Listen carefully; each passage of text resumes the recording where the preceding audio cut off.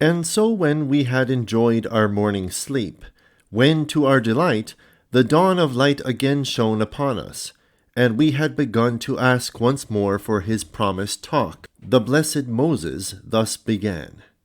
As I see you inflamed with such an eager desire, that I do not believe that that very short interval of quiet which I wanted to subtract from our spiritual conference and devote to bodily rest has been of any use for the repose of your bodies. On me too a greater anxiety presses when I take note of your zeal. For I must give the greater care and devotion in paying my debt,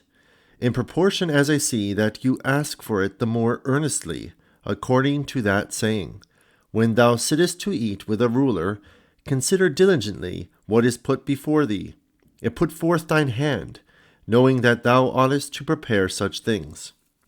Wherefore, as we are going to speak of the excellent quality of discretion and the virtue of it, on which subject our discourse of last night had entered at the termination of our discussion, we think it desirable first to establish its excellence by the opinions of the Fathers, that when it has been shown what our predecessors thought and said about it,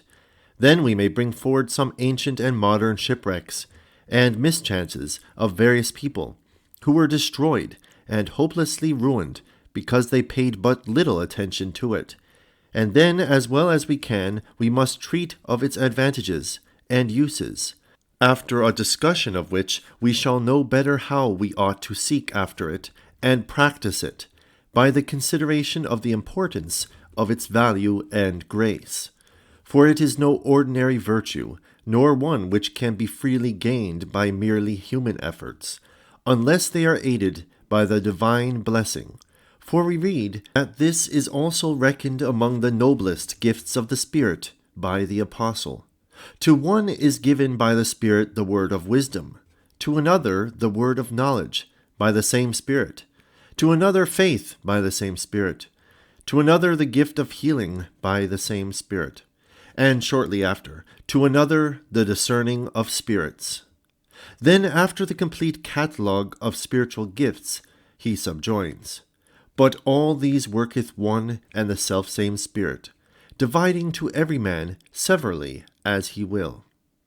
You see then that the gift of discretion is no earthly thing and no slight matter, but the greatest prize of divine grace. And unless a monk has pursued it with all zeal, and secured a power of discerning with unerring judgment the spirits that rise up in him, he is sure to go wrong, as if in the darkness of night and dense blackness, and not merely to fall down dangerous pits and precipices, and also to make frequent mistakes in matters that are plain and straightforward. And so I remember that while I was still a boy, in the region of Thebaid, where the blessed Antony lived, the elders came to him to inquire about perfection, and though the conference lasted from evening till morning, the greatest part of the night was taken up with this question. For it was discussed at great length what virtue or observance could preserve a monk always unharmed by the snares and deceits of the devil, and carry him forward on a sure and right path, and with firm step to the heights of perfection. And when each one gave his opinion according to the bent of his own mind, and some made it consist in zeal in fasting and vigils, because a soul that has been brought low by these, and so obtained purity of heart and body, will be the more easily united to God, others in despising all things, as, if the mind were utterly deprived of them, it would come the more freely to God, as if henceforth there were no snares to entangle it. Others thought that withdrawal from the world was the thing needful, that is, solitude and the secrecy of the hermit's life, living in which a man may more readily commune with God, and cling more especially to him. Others laid down that the duties of charity, that is, of kindness, should be practiced, because the Lord in the gospel promised more especially to give the kingdom to these, when he said, Come ye blessed of my Father, inherit the kingdom prepared for you from the foundation of the world. For I was an hungered, and ye gave me to drink. I was thirsty, and you gave me to drink, etc. And when in this fashion they declared that by means of different virtues a more certain approach to God could be secured, and the greater part of the night had been spent in this discussion, then at last the blessed Antony spoke and said, "All these things which you have mentioned are indeed needful and helpful to those who are thirsting for God and desirous to approach Him. But countless accidents and the experience of many people will not allow us to make the most important of gifts consist in them. For often when men are most strict in fasting, or in vigils, and nobly withdraw into solitude, and aim at depriving themselves of all their goods, so absolutely that they do not suffer even a day's allowance of food, or a single penny to remain to them, and when they fulfill all the duties of kindness with the utmost devotion, yet still we have seen them suddenly deceived, so that they could not bring the work they had entered upon to a suitable close, but brought their exalted fervor and praiseworthy manner of life to a terrible end. Wherefore we shall be able clearly to recognize what it is which mainly leads to God, if we trace out with greater care the reason of their downfall and deception. For when the works of the above-mentioned virtues were abounding in them, discretion alone was wanting, and allowed them not to continue even to the end. Nor can any other reason for their falling off be discovered except that, as they were not sufficiently instructed by their elders, they could not obtain judgment and discretion, which, passing by excess on either side, teaches a monk always to walk along the royal road, and does not suffer him to be puffed up in the right hand of virtue, that is, from excess of zeal to transgress the bounds of due moderation in foolish presumption, nor allows him to be enamored of slackness, and turn aside to the vices on the left hand, that is, under pretext of controlling the body, to grow slack with the opposite spirit of lukewarmness. For this is discretion, which is termed in the gospel the eye, and the light of the body, according to the Saviour's saying, "The light of thy body is thine eye. But if thine eye be single, thy whole body will be full of light. But if thine eye be evil, thy whole body will be full of darkness. Because as it discerns all the thoughts and actions of men, it sees and overlooks all things which should be done. But if in any man this is evil, that is, not fortified by sound judgment and knowledge, or deceived by some error and presumption, it will make our whole body full of darkness, that is, it will darken all our mental vision and our actions, as they will be involved in the darkness of vices and the gloom of disturbances. For, says he, if the light which is in thee be darkness, how great will that darkness be? For no one can doubt that when the judgment of our heart goes wrong, and is overwhelmed by the night of ignorance, our thoughts and deeds, which are the result of deliberation and discretion, must be involved in the darkness of still greater sins. Lastly, the man who, in the judgment of God, was the first to be worthy of the kingdom of his people Israel, because he was lacking in this eye of discretion, was, as if his whole body were full of darkness, actually cast down from the kingdom while, being deceived by the darkness of this light, and in error, he imagined that his own offerings were more acceptable to God than obedience to the command of Samuel, and met with an occasion of falling in that very matter in which he had hoped to propitiate the divine majesty. And ignorance, I say, of this discretion led Ahab, the king of Israel, after a triumph and splendid victory which had been granted to him by the favor of God, to fancy that mercy on his part was better than the stern execution of the divine command, and, as it seemed to him, a cruel rule. And moved by this consideration, while he desired to temper a bloody victory with mercy, he was, on account of his indiscriminating clemency, rendered full of darkness in his whole body, and condemned irreversibly to death. Such is discretion, which is not only the light of the body, but also called the sun by the apostle, as it said, "Let not the sun go down upon your wrath." It is also called the guidance of our life, as it said, "Those who have no guidance fall like leaves." It is most truly named counsel, without which the authority of Scripture allows us to do nothing, so that we are not even permitted to take that spiritual wine which maketh glad the heart of man, without its regulating control. As it is said, "Do everything with counsel, drink thy wine with counsel." And again, "Like a city that has its walls destroyed, and is not fenced in, so is a man who does anything without counsel." And how injurious the absence of this is to a monk, the illustration and figure in the passage quoted shows, by comparing it to a city that is destroyed, and without walls. Herein lies wisdom, herein lies intelligence and understanding, without which our inward house cannot be built, nor can spiritual riches be gathered together, as it is said, "A house is built with wisdom," and again it is set up with intelligence. With understanding the storehouses are filled with all precious riches and good things. This, I say, is solid food, which can only be taken by those who are full grown and strong, as it is said, "But solid food is for full grown men, who by reason of use have their senses exercised to discern good and evil." And it is shown to be useful and necessary for us, only in so far as it is in accordance with the Word of God and its powers, as is said, "For the Word of God is quick and powerful, and sharper than any two-edged sword,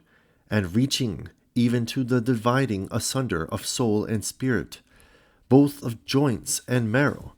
and a discerner of the thoughts and intents of the heart." And by this it is clearly shown that no virtue can possibly be perfectly acquired or continue without the grace of discretion. And so by the judgment of the blessed Antony, as well as of all others, it has been laid down that it is discretion which leads a fearless monk by fixed stages to God, and preserves the virtues mentioned above continually intact, by means of which one may ascend with less weariness to the extreme summit of perfection, and without which even those who toil most willingly cannot reach the heights of perfection. For discretion is the mother of all virtues, as well as their guardian and regulator. And so to support this judgment delivered of old by the blessed Antony and the other fathers by a modern instance, as we promise to do, remember what you lately saw happen before your very eyes. I mean, how the old man Hieron, only a very few days ago, was cast down by an illusion of the devil from the heights to the depths, a man who we remember to have lived for 50 years in this desert, and to have preserved a strict continence with a special severity, and who aimed at the secrecy of solitude with marvelous fervor beyond all those who dwell here. By what device then, or by what method was he deluded by the deceiver after so many labors, and falling by a most grievous downfall struck with profound grief all those who live in this desert? Was it not because, having too little of the virtue of discretion, he preferred to be guided by his own judgment, rather than to obey the counsels and conference of the brethren, and the regulations of the elders? Since he practiced incessant abstinence and fasting with such severity, and persisted in the secrecy of solitude and a monastic cell so constantly, that not even the observance of the Easter festival could ever persuade him to join in the feast with the brethren, when, in accordance with the annual observance, all the brethren remained in the church, and he alone would not join them for fear lest he might seem to relax in some degree from his purpose, by taking only a little pulse. And deceived by this presumption, he received with the utmost reverence an angel of Satan as an angel of light, and with blind slavishness obeyed his commands, and cast himself down a well, so deep that the eye could not pierce its depths, nothing doubting of the promise of the angel who assured him that the merits of his virtues and labors were such that he could not possibly run any risk,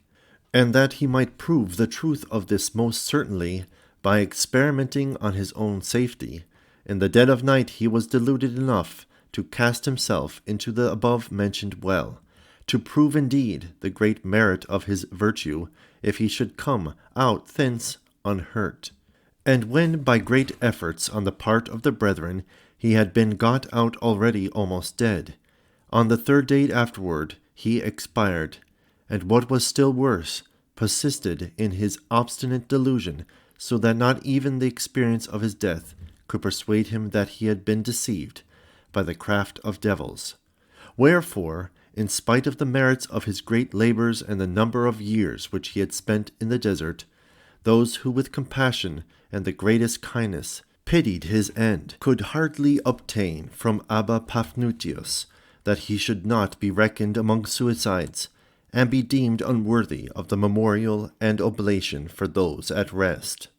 What shall I say of those 2 brethren who lived beyond that desert of the Thebaid, where once the blessed Antony dwelt, and, not being sufficiently influenced by careful discrimination, when they were going through the vast and extended waste, determined not to take any food with them, except such as the Lord himself might provide for them. And when, as they wandered through the deserts, and were already fainting from hunger, they were spied at a distance by the Mazaces, a race which is even more savage and ferocious than almost all wild tribes, for they are not driven to shed blood as other tribes are, from desire of spoil, but from simple ferocity of mind. And when these acting contrary to their natural ferocity met them with bread, one of the 2, as discretion came to his aid, received it with delight and thankfulness, as if it were offered to him by the Lord, thinking that the food had been divinely provided for him, and that it was God's doing that those who always delighted in bloodshed have offered the staff of life to men who were already fainting and dying. But the other refused the food, because it was offered to him by men, and died of starvation.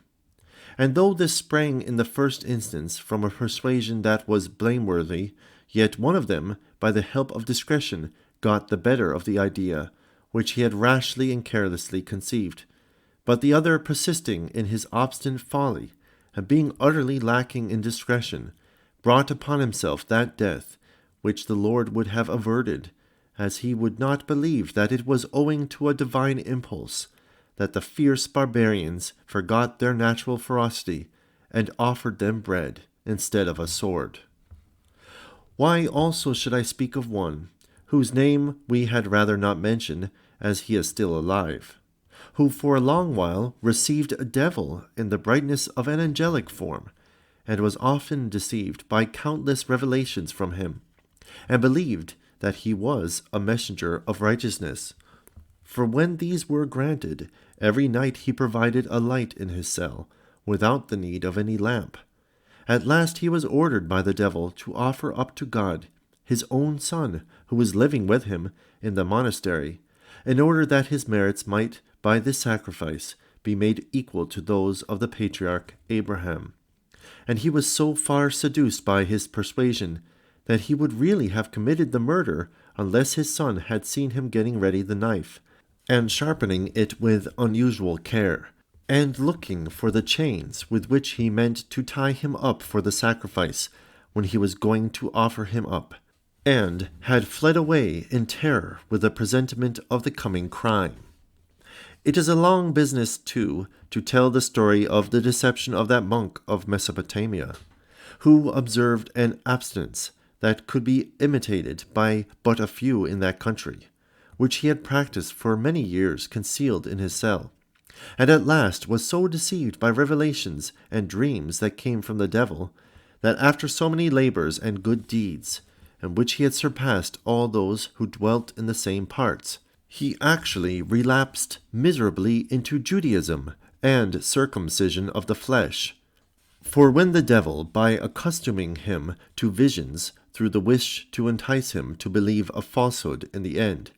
had like a messenger of truth revealed to him for a long while what was perfectly true, at length he showed him Christian folk together with the leaders of our religion and creed, namely apostles and martyrs, in darkness and filth, and foul and disfigured with all squalor, and on the other hand the Jewish people with Moses, the patriarchs and prophets, dancing with all joy and shining with dazzling light, and so persuaded him that if he wanted to share their reward and bliss, he must at once submit to circumcision, and so none of these would have been so miserably deceived, if they had endeavored to obtain a power of discretion. Thus, the mischances and trials of many show how dangerous it is to be without the grace of discretion. To this, Germanus. It has been fully and completely shown, both by recent instances and by the decisions of the ancients, how discretion is, in some sense, the fountain head and the root of all virtues. We want then to learn how it ought to be gained, or how we can tell whether it is genuine and from God, or whether it is spurious and from the devil, so that, to use the figure of that gospel parable which you discussed on a former occasion, in which we are bidden to become good money changers, we may be able to see the figure of the true king stamped on the coin, and to detect what is not stamped on a coin that is current, and that, as you said in yesterday's talk, using an ordinary expression, we may reject it as counterfeit, under the teaching of that skill which you treated of with sufficient fullness and detail, and showed ought to belong to the man who is spiritually a good money changer of the gospel. For of what good will it be to have recognized the value of that virtue and grace, if we do not know how to seek for it and to gain it? Then Moses. True discretion, said he, is only secured by true humility. And of this humility, the first proof is given by reserving everything, not only what you do, but also what you think, for the scrutiny of the elders, so as not to trust at all in your own judgment, but to acquiesce in their decisions in all points, and to acknowledge what ought to be considered good or bad by their traditions. And this habit will not only teach a young man to walk in the right path through the true way of discretion, but will also keep him unhurt by all the crafts and deceits of the enemy. For a man cannot possibly be deceived, who lives not by his own judgment, but according to the example of the elders, nor will our crafty foe be able to abuse the ignorance of one who is not accustomed from false modesty to conceal all the thoughts which rise in his heart, but either checks them or suffers them to remain, in accordance with the ripened judgment of the elders. For a wrong thought is enfeebled at the moment that it is discovered, and even before the sentence of discretion has been given. The foul serpent is by the power of confession dragged out, so to speak, from his dark underground cavern, and in some sense shown up and sent away in disgrace. For evil thoughts will hold sway in us, just so long as they are hidden in the heart. And that you may gather still more effectually the power of this judgment, I will tell you what Abba Serapion did, and what he used often to tell to the younger brethren for their edification. While, said he, I was still a lad, and stopping with Abba Theonas, this habit was forced upon me by the assaults of the enemy,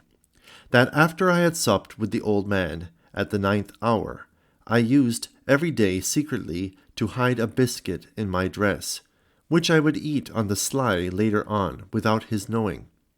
And though I was constantly guilty of the theft with the consent of my will, and the want of restraint that springs from desire that has grown inveterate,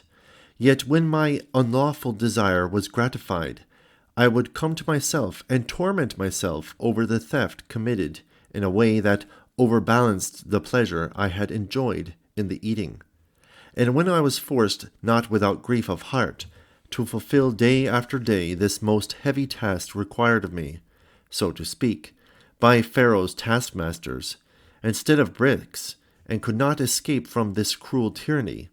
and yet was ashamed to disclose the secret theft to the old man, it chanced by the will of God that I was delivered from the yoke of this voluntary captivity, when certain brethren had sought the old man's cell with the object of being instructed by him.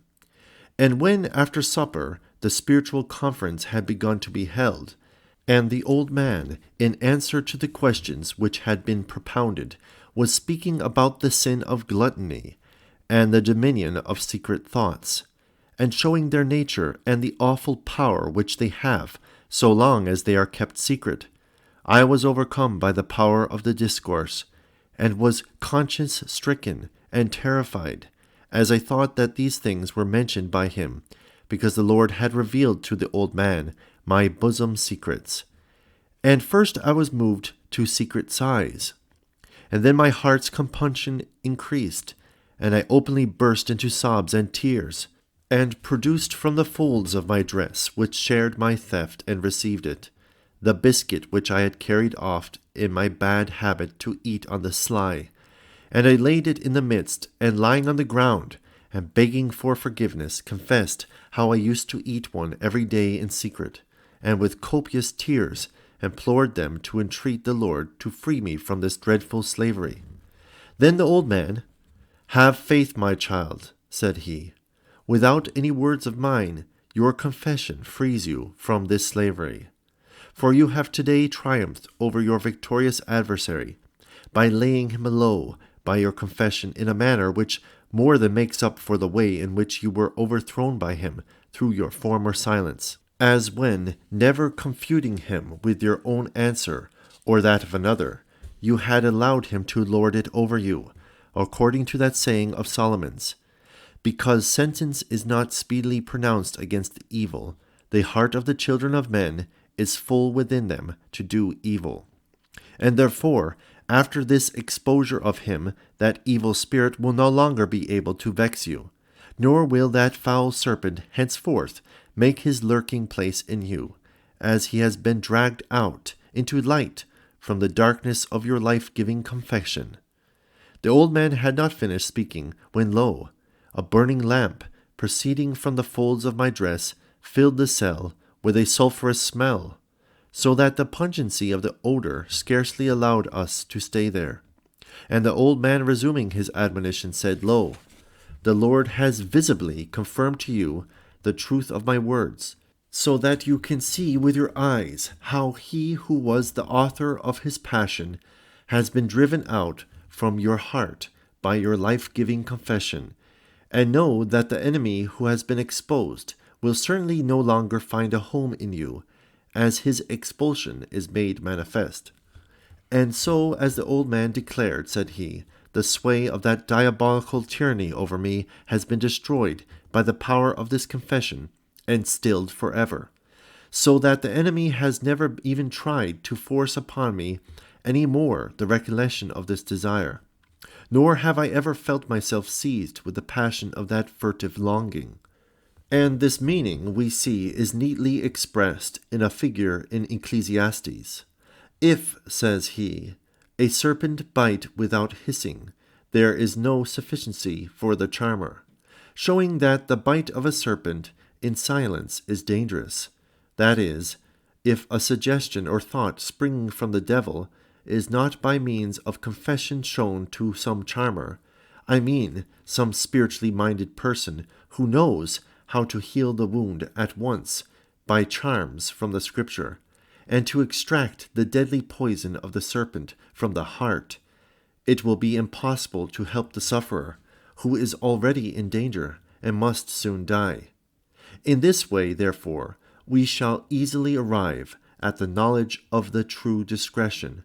so as by following the steps of the elders, never to do anything novel, nor to decide anything by or on our own responsibility,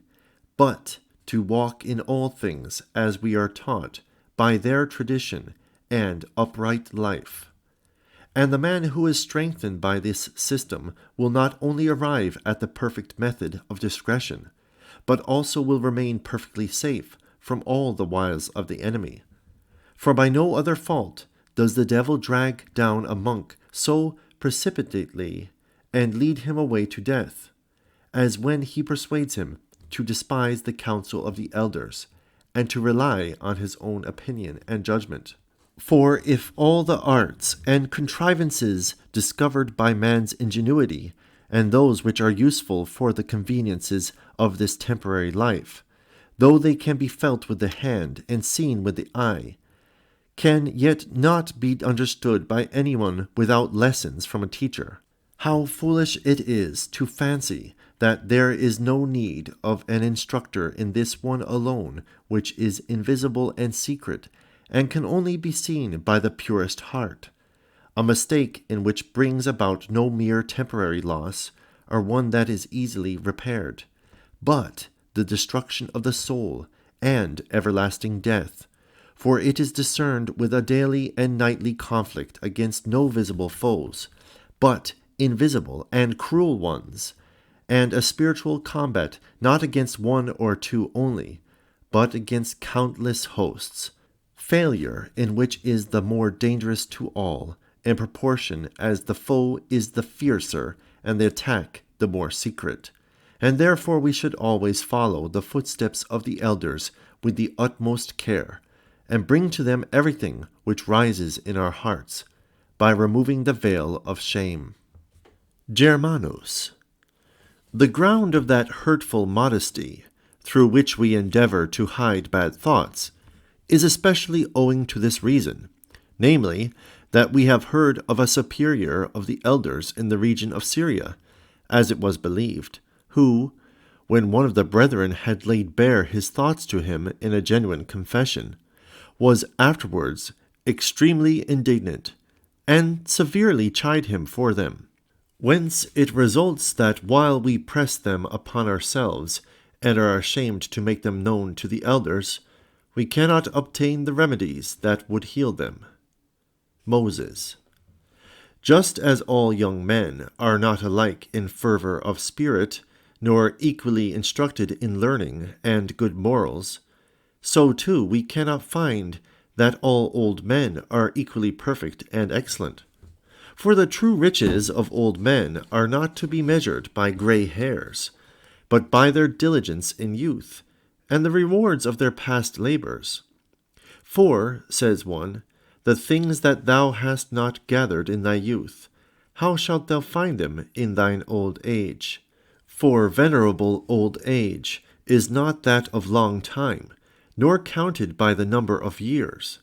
but the understanding of a man is gray hairs, and a spotless life is old age. And therefore we are not to follow in the steps or embrace the traditions and advice of every old man whose head is covered with gray hairs, and whose age is his sole claim to respect, but only of those whom we find to have distinguished themselves in youth in an approved and praiseworthy manner,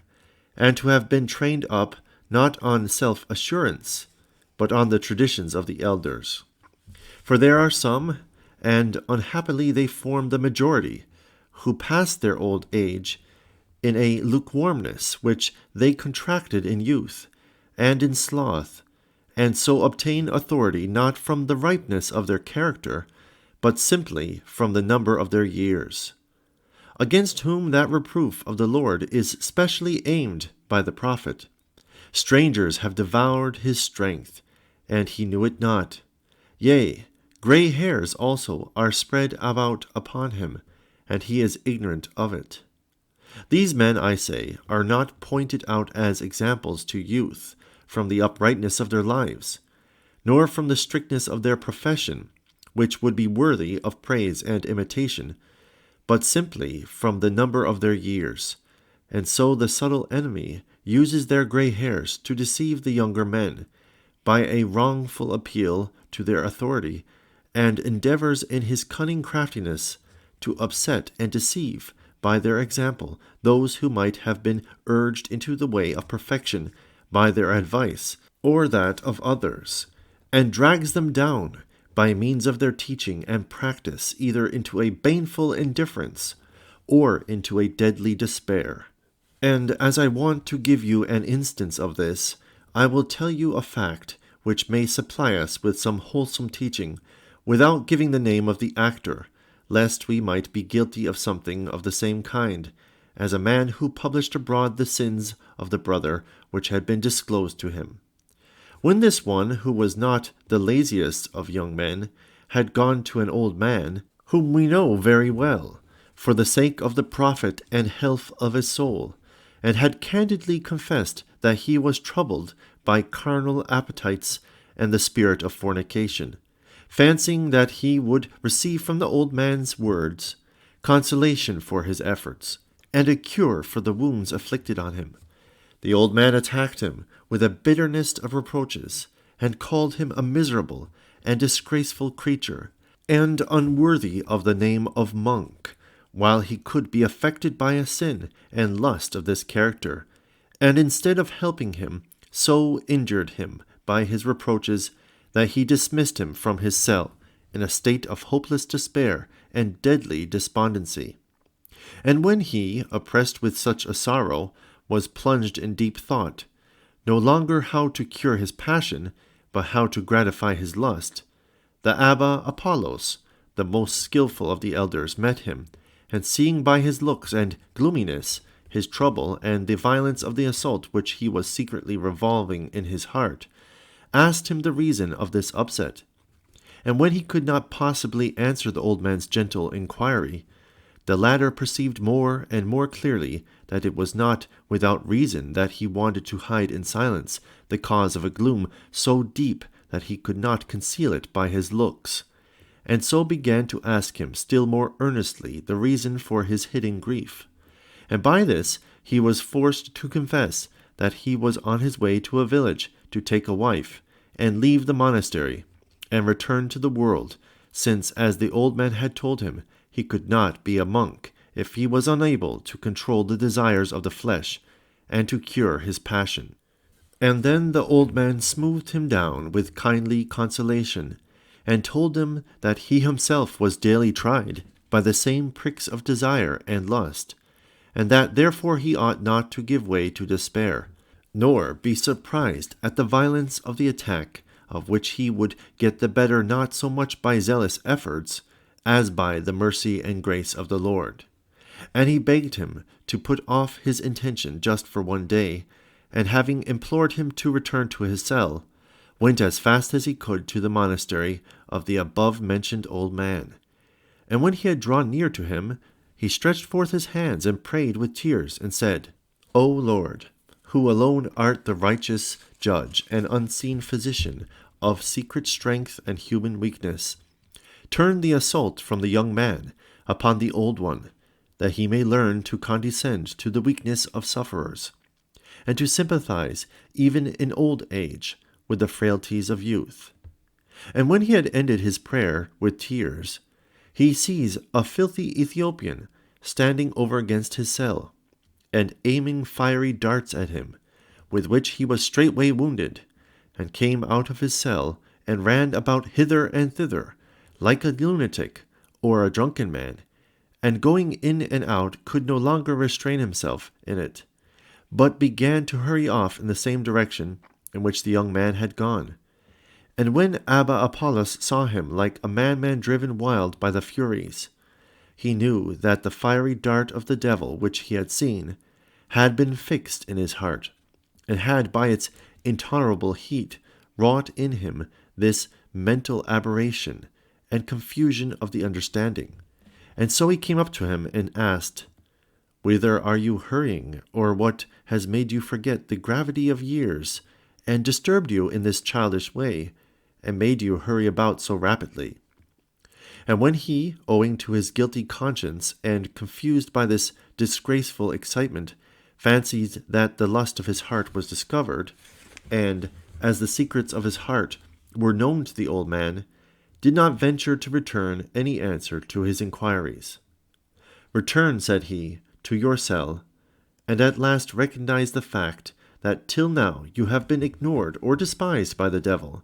and not counted in the number of those with whom he is daily roused to fight and struggle against their efforts and earnestness. You who could not, I will not say ward off, but not even postpone for one day,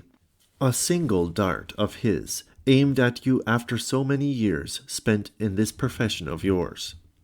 And with this the Lord has suffered you to be wounded, that you may at least learn in your old age to sympathize with infirmities to which you are a stranger,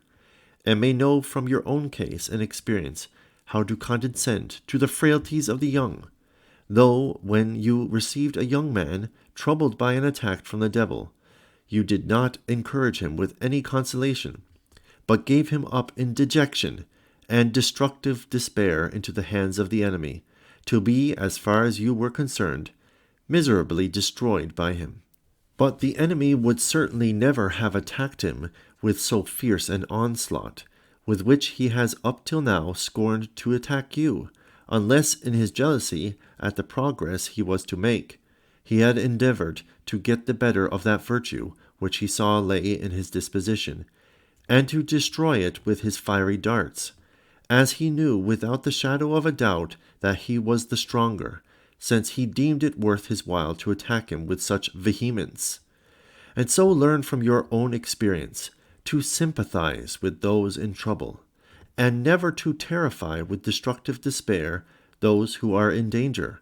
nor harden them with severe speeches, but rather restore them with gentle and kindly consolations. And as the wise Solomon says, "Spare not to deliver those who are led forth to death, and to redeem those who are to be slain." And after the example of our Saviour, break not the bruised reed, nor quench the smoking flax,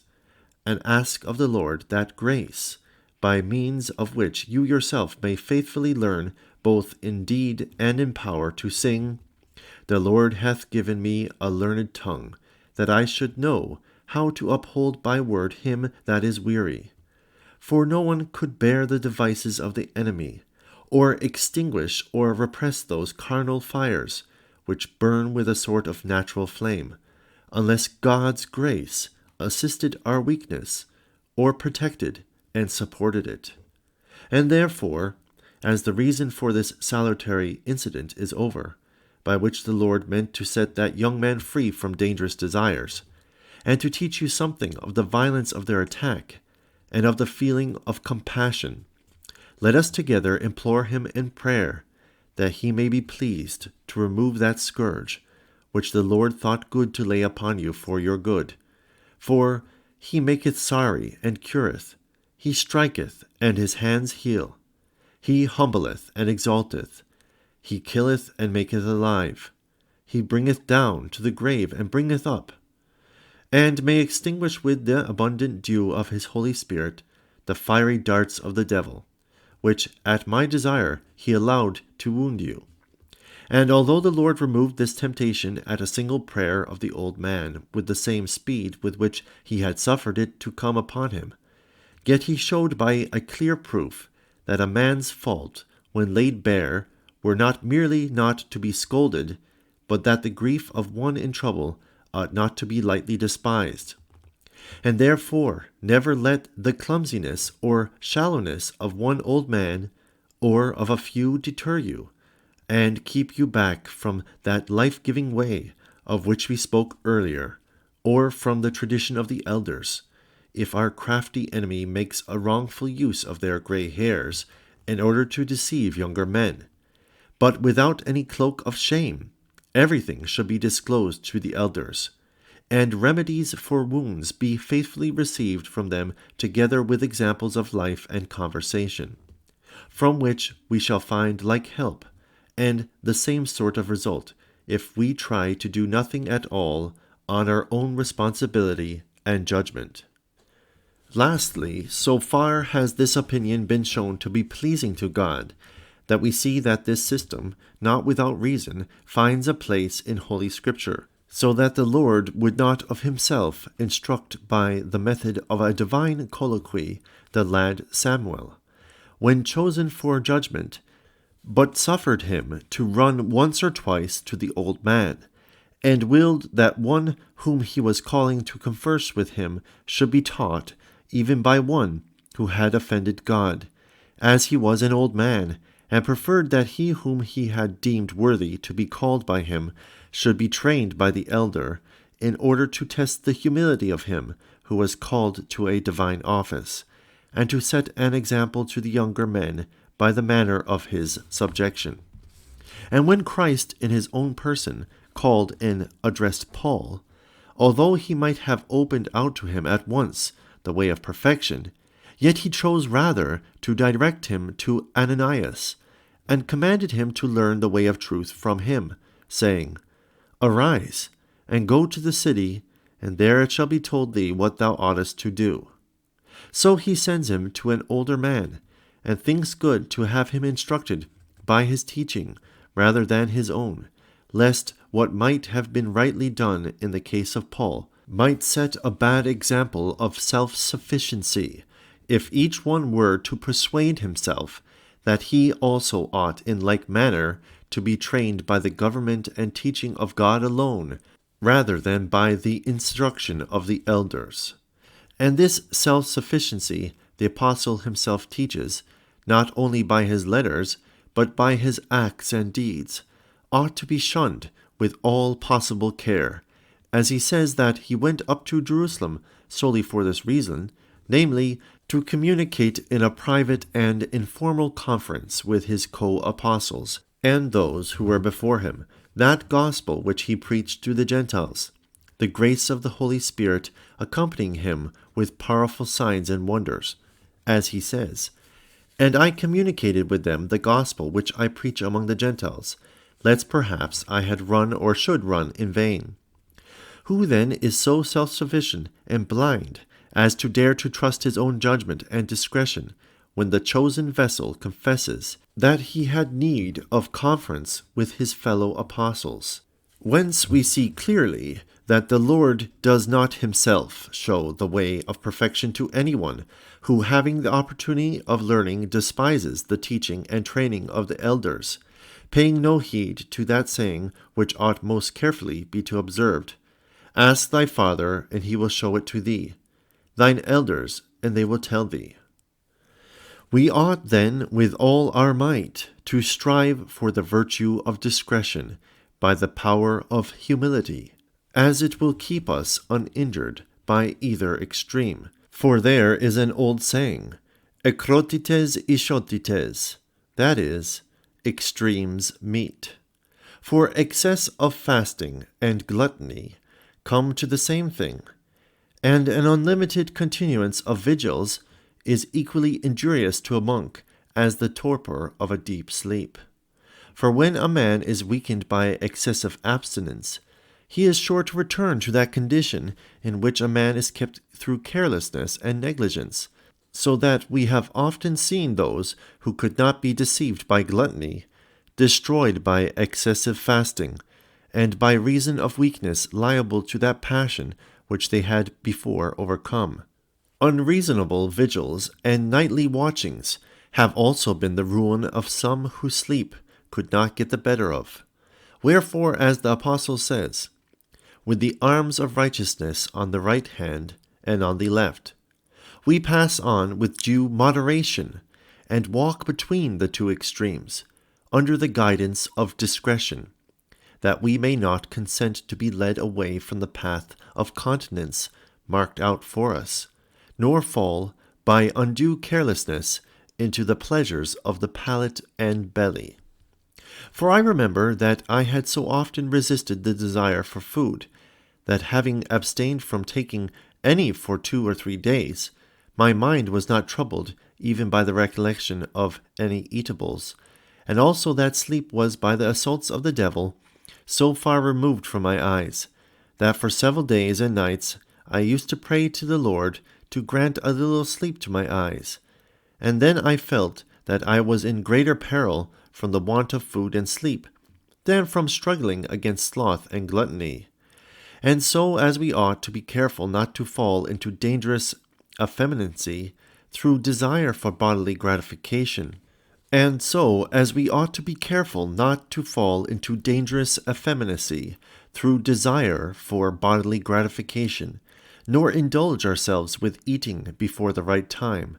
nor take too much. So also we ought to refresh ourselves with food and sleep at the proper time, even if we dislike it. For the struggle in each case is caused by the devices of the enemy, and excessive abstinence is still more injurious to us than careless satiety. For from this latter, the intervention of a healthy compunction will raise us to the right measure of strictness, and not from the former.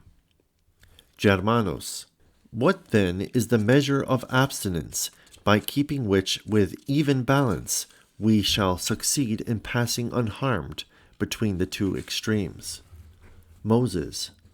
On this matter, we are aware that there have been frequent discussions among our elders. For in discussing the abstinence of some who supported their lives continually on nothing but beans, or only on vegetables and fruits, they proposed to all of them to partake of bread alone,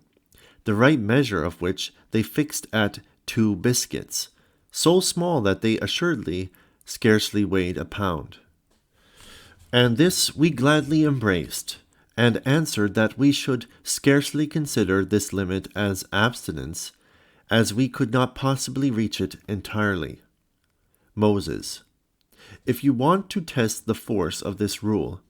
keep to this limit continually, never departing from it by taking any cooked food, even on Sunday or Saturday, or on the occasions of the arrival of any of the brethren. For the flesh, refreshed by these exceptions, is able not only to support itself through the rest of the week on a smaller quantity,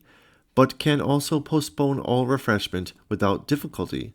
as it is sustained by the addition of that food which it has taken beyond the limit.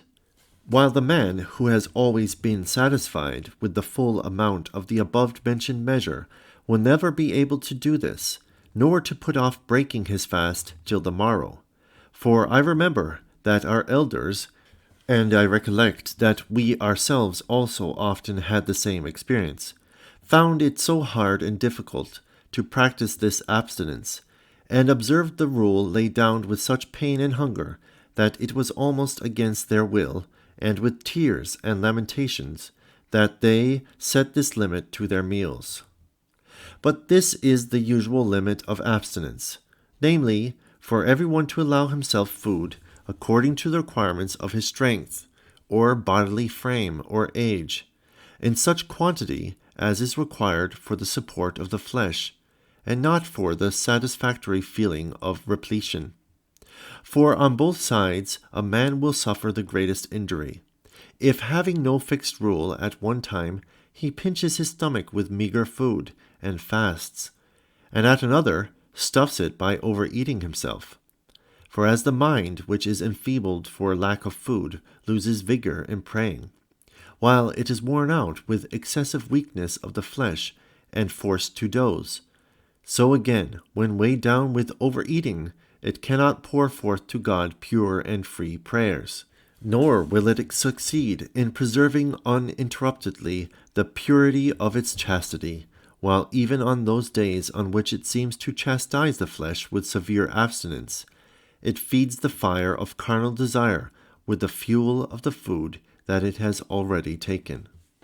Wherefore this is the moderate and even allowance and measure of abstinence, of which we spoke, which has the approval also of the judgment of the fathers, namely, that daily hunger should go hand in hand with our daily meals, preserving both body and soul in one and the same condition, and not allowing the mind either to faint through weariness from fasting, nor to be oppressed by overeating. For it ends in such a sparing diet that sometimes a man neither notices nor remembers in the evening that he has broken his fast. And so far is this not done without difficulty, that those who know nothing of perfect discretion would rather prolong their fast for 2 days, and reserve for tomorrow what they should have eaten today, so that when they come to partake of food, they may enjoy as much as they can. And you know that lastly, your fellow citizen Benjamin most obstinately stuck to this, as he would not every day partake of his 2 biscuits, nor continually take his meagre fare with uniform self-discipline, but preferred always to continue his fasts for 2 days, that when he came to eat, he might fill his greedy stomach with a double portion, and by eating 4 biscuits, enjoy a comfortable sense of repletion, and manage to fill his belly by means of a 2 days' fast. And you doubtless remember what sort of an end there was to the life of this man, who obstinately and pertinaciously relied on his own judgment, rather than on the traditions of the elders. For he forsook the desert, and returned back to the vain philosophy of this world, and earthly vanities, and so confirmed the above-mentioned opinion of the elders, by the example of his downfall, and by his destruction teaches a lesson that no one who trusts in his own opinion and judgment can possibly climb the heights of perfection, nor fail to be deceived by the dangerous wiles of the devil. Germanos, how then can we observe this measure without ever breaking it? For sometimes at the 9th hour, when the station fast is over, brethren come to see us, and then we must either for their sakes add something to our fixed and customary portion, or certainly fail in that courtesy which we are told to show to everybody. Moses. Both duties must be observed in the same way and with equal care, for we ought most scrupulously to preserve the proper allowance of food for the sake of our abstinence, and in like manner, out of charity, to show courtesy and encouragement to any of the brethren who may arrive, because it is absolutely ridiculous when you offer food to a brother, nay, to Christ himself, not to partake of it with him, but to make yourself a stranger to his repast. And so we shall keep clear of guilt on either hand, if we observe this plan, namely, at the 9th hour, to partake of one of the 2 biscuits, which form our proper canonical allowance, and to keep back the thing like this, that if any of the brethren comes to see us, we may partake of it with him, and so adding nothing to our own customary allowance. And by this arrangement, the arrival of a brother, which ought to be a pleasure to us, will cause us no inconvenience, since we shall show him the civilities which courtesy requires, in such a way as to relax nothing of the strictness of our abstinence. But if no one should come, we may freely take this last biscuit as belonging to us according to our canonical rule, and by this frugality of ours, as a single biscuit was taken at the 9th hour, our stomach will not be overloaded at evening, a thing which is often the case with those who, under the idea that they are observing a stricter abstinence, put off all their repast till evening. For the fact that we have but recently taken food hinders our intellect from being bright and keen both in our evening and in our nocturnal prayers. And so at the 9th hour a convenient and suitable time has been allowed for food, in which a monk can refresh himself, and so find that he is not only fresh and bright during his nocturnal vigils, but also perfectly ready for his evening prayers, as his food is already digested. With such a banquet of 2 courses, as it were, the holy Moses feasted us, showing us not only the grace and power of discretion by his present learned speech, but also the method of renunciation, and the end and aim of the monastic life, by the discussion previously held, so as to make clearer than daylight what we had hitherto pursued simply with fervor of spirit and zeal for God, but with closed eyes, and to make us feel how far we had up till then wandered from purity of heart and the straight line of our course, since the practice of all visible arts belonging to this life cannot possibly stand without an understanding of their aim, nor can it be taken in hand without a clear view of a definite end.